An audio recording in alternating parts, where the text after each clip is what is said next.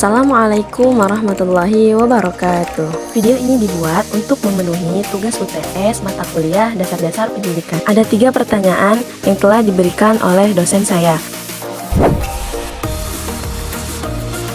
Baiklah, saya akan menjawab soal yang pertama. Pengertian pendidikan. Di dalam Kamus Besar Bahasa Indonesia, pendidikan adalah proses pembelajaran bagi setiap individu untuk mencapai pengetahuan dan pemahaman yang lebih tinggi mengenai objek tertentu dan spesifik. Menurut Ki Hajar Dewantara, pendidikan adalah suatu tuntunan di dalam hidup tumbuhnya anak-anak.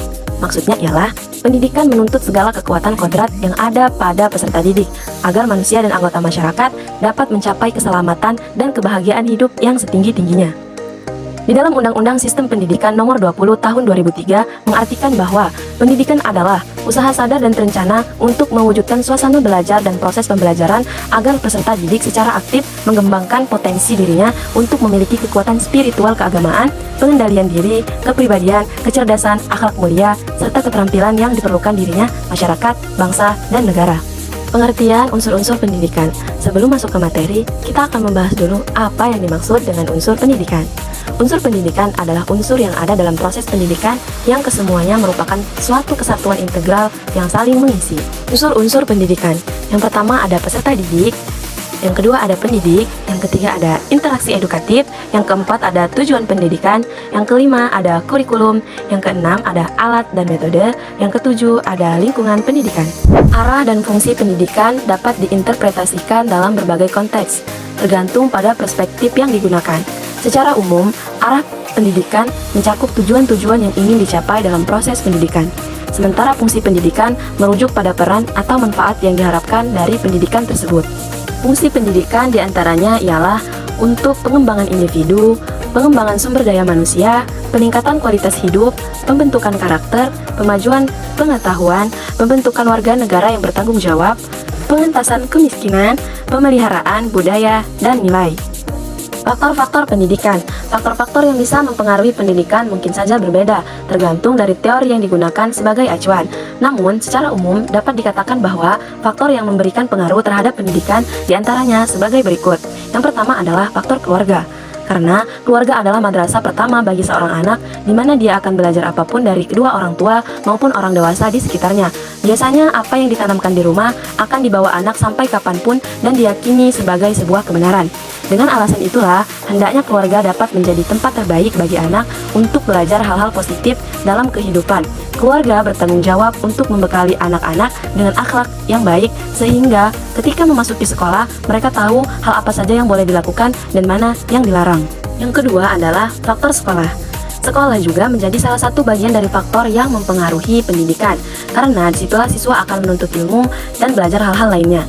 Di sekolah juga, anak-anak akan mulai berinteraksi dengan orang-orang di luar keluarganya yang berasal dari latar belakang berbeda, pola asuh berbeda, nilai-nilai yang tidak sama, dan sebagainya. Anak-anak mulai mengenal teman-teman sekolahnya yang memiliki banyak perbedaan, sehingga akan terjadi proses asimilasi. Karakter dan sikap teman di sekolah bisa berpengaruh pada anak dan sebaliknya. Disinilah pentingnya memilih teman dengan selektif supaya tidak terjadi apa yang disebut dengan salah pergaulan. Yang ketiga adalah faktor lingkungan.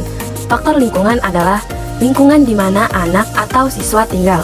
Pendidikan yang baik diberikan dalam keluarga maupun sekolah bisa saja sia-sia jika anak berada dalam lingkungan yang tidak bagus, misalnya di tengah pergaulan dengan anak-anak yang suka tawuran. Yang keempat adalah faktor fisiologis.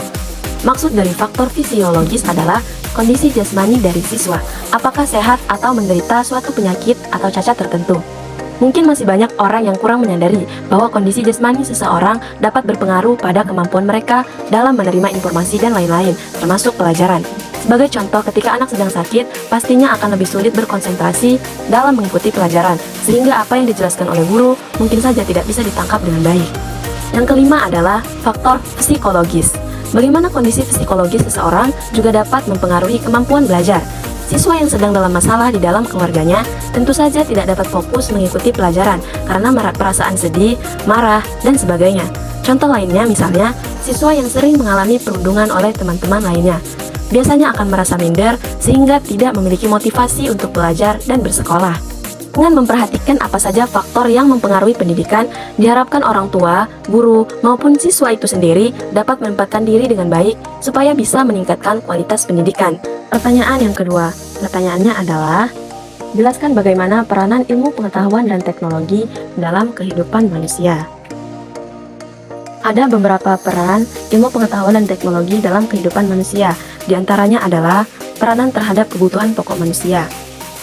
Sebagai berikut, yang pertama adalah sandang, yang kedua pangan, dan yang ketiga papan. Kemudian, peranan ilmu pengetahuan dan teknologi dalam sumber daya alam.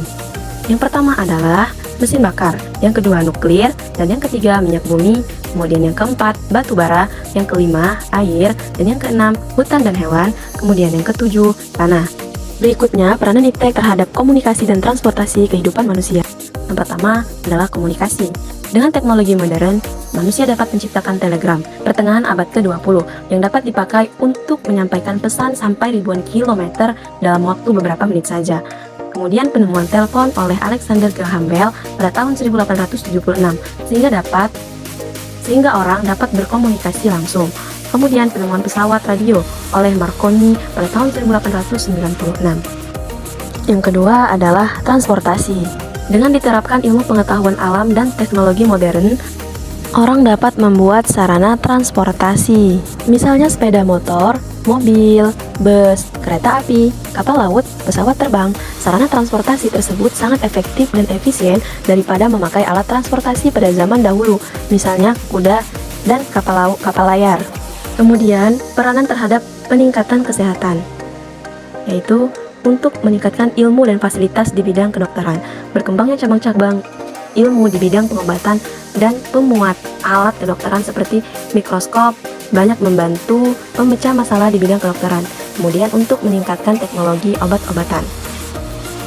Pertanyaan yang ketiga, jelaskan bagaimana cara Anda dalam menghadapi problematika pendidikan di era teknologi saat ini. Jawabannya, transformasi pendidikan di era digital merupakan tantangan yang memerlukan solusi yang tepat agar kita dapat mempersiapkan generasi masa depan dengan baik.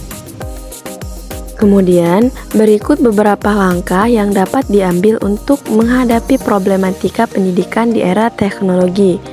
Yang pertama, aksesibilitas teknologi yang merata.